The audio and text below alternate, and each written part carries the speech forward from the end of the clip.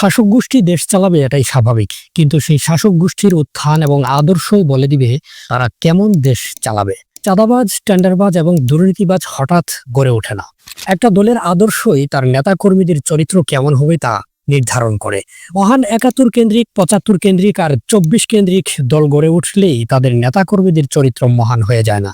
এটার প্রমাণ আমরা পেয়েছি ৭১ আর ৭৫-এ গড়ে ওঠা দলের নেতাকর্মীদের অ্যাক্টিভিটি দেখে।